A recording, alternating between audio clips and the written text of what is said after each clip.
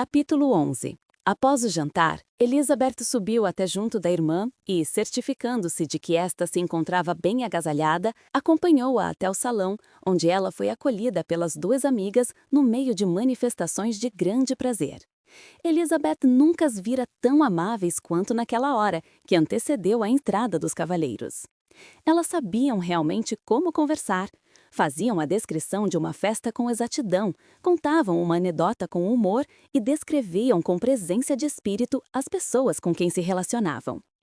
No entanto, mal os cavalheiros entraram, Jane deixou de ser o alvo das atenções. Os olhos da senhorita Bingley imediatamente se fixaram em Darcy, e ele ainda não dera muitos passos quando ela encontrou algo para lhe dizer. Ele, no entanto, dirigiu-se diretamente à senhorita Bennet e congratulou-a cortês. O Sr. Hurst também cumprimentou-a rapidamente e pronunciou algo como estar muito contente. Mas a proximidade e o calor estavam reservados para a saudação do Sr. Bingley, que transbordava de alegria e atenções. A primeira meia hora foi passada a alimentar a lareira, não fosse Jane ressentir-se da diferença de temperatura. E ela foi se instalar no outro lado da lareira, de modo a estar mais longe da porta. Em seguida, ele sentou-se junto dela e quase não falou com mais ninguém. Elizabeth, que costumava no canto oposto, assistia a tudo. Terminando o chá, o Sr. Hurst chamou a atenção da cunhada para a mesa de jogo, mas foi em vão. O Sr. Darcy havia dito a ela em confiança que não se encontrava com disposição para jogar. E o Sr. Hurst em breve viu até o seu pedido mais franco ser rejeitado. Ela garantiu-lhe que ninguém queria jogar. Darcy pegou um livro e a senhorita Bingley o imitou. A senhora Hurst estava ocupada brincando com suas pulseiras e seus anéis, e uma vez ou outra interferia na conversa do irmão com a senhorita Bennet. A senhorita Bingley estava ocupada em observar o progresso da leitura do Sr. Darcy e em ler o próprio livro.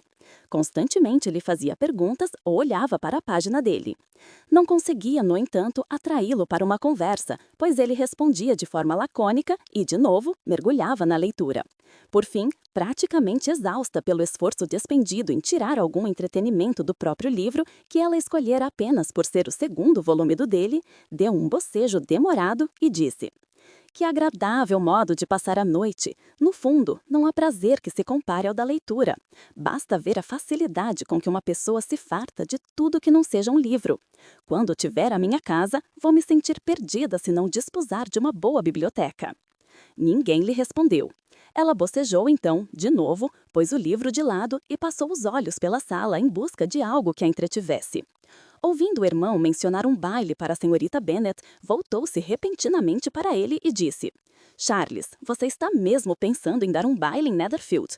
Antes de decidir, é melhor ouvir os desejos das pessoas presentes.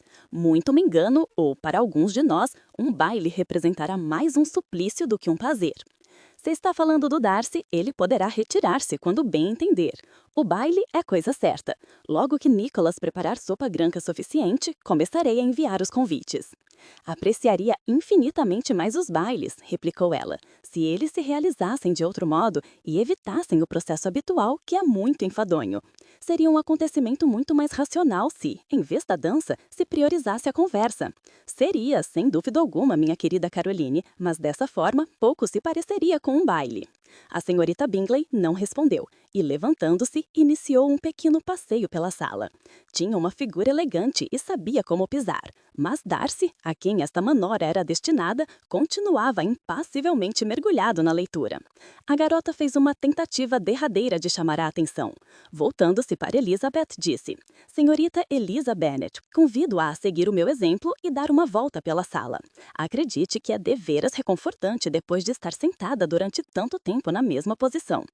Elizabeth ficou surpreendida, mas aceitou. A senhorita Bingley teve sucesso no verdadeiro objetivo da sua delicadeza. O Sr. Darcy levantou os olhos na mesma hora e inconscientemente fechou o livro. Logo foi convidado a juntar-se a elas, mas recusou, declarando ver apenas 2 motivos para elas quererem passear pela sala. E que, em qualquer dos casos, sua presença era dispensável. Que queria ele dizer com aquilo? Morreria para descobrir qual a sua ideia. E perguntou a Elizabeth se o entendera. "De modo nenhum", respondeu ela, "mas pode estar certa de que ele nos reprova, e a melhor maneira de desapontá-lo é não tocar no assunto." A senhorita Bingley, contudo, era incapaz de desapontar o Sr. Darcy no que quer que fosse e insistiu em pedir uma explicação para os 2 motivos por ele apontados. Não vejo nenhum inconveniente em explicar. As senhoritas escolheram tal modo de passar a noite ou porque são confidentes uma da outra e têm a consciência de que, passeando, valorizam as próprias figuras. No primeiro caso, minha adesão ao convite interferiria cabalmente nos seus planos. No segundo, eu as admirarei muito melhor permanecendo sentado perto da lareira. Oh, é espantoso! Exclamou a senhorita Bingley. Nunca ouvi algo tão detestável. Que castigo haveremos de lhe dar por ousar dizer tais coisas? Não há nada mais fácil, desde que se sinta inclinada a isso, disse Elizabeth. Todos nós podemos atormentar e castigar uns aos outros. Ria e faça a troça dele.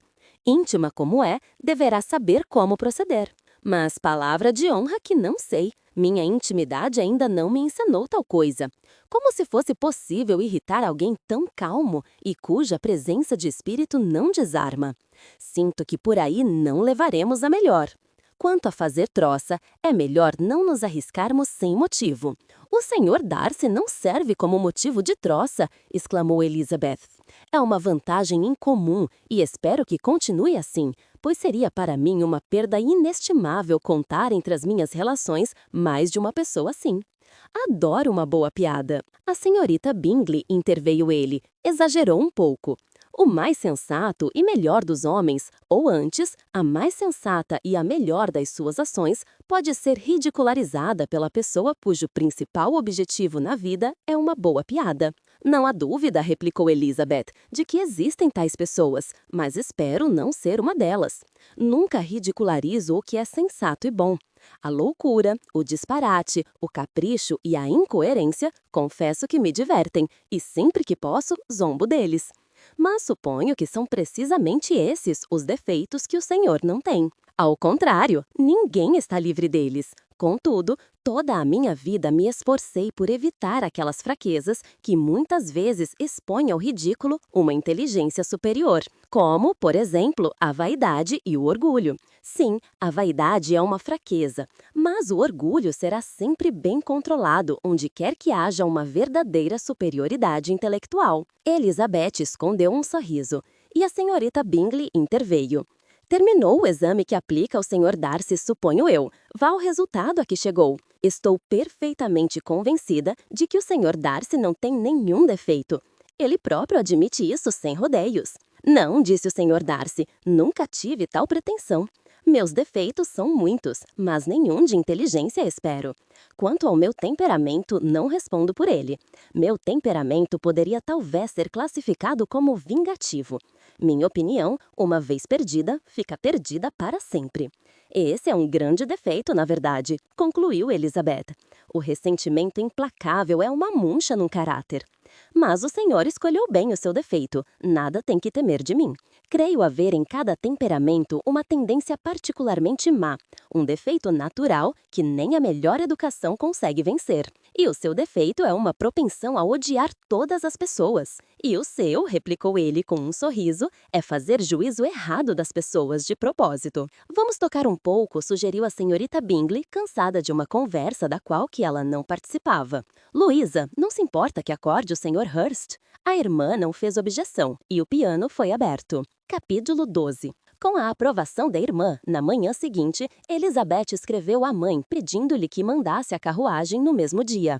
Porém, a senhora Bennet, que contava que as filhas permanecessem em Netherfield até a quinta-feira seguinte, quando terminaria a semana de Jane, não antevia com prazer sua chegada prematura.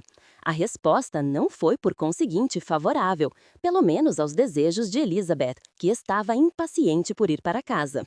A senhora Bennet mandou dizer que não havia possibilidade de elas terem carruagem antes de quinta-feira, e acrescentava que caso o Sr. Bingley e a irmã insistissem para que permanecessem mais tempo, ela passava muito bem sem elas.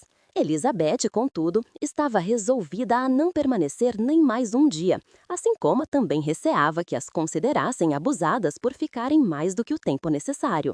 Incentivou Jane a pedir a carruagem emprestada ao Sr. Bingley. A decisão provocou calorosos protestos e com veemência pediram que, em atenção à doença recente de Jane, permanecessem ao menos mais um dia.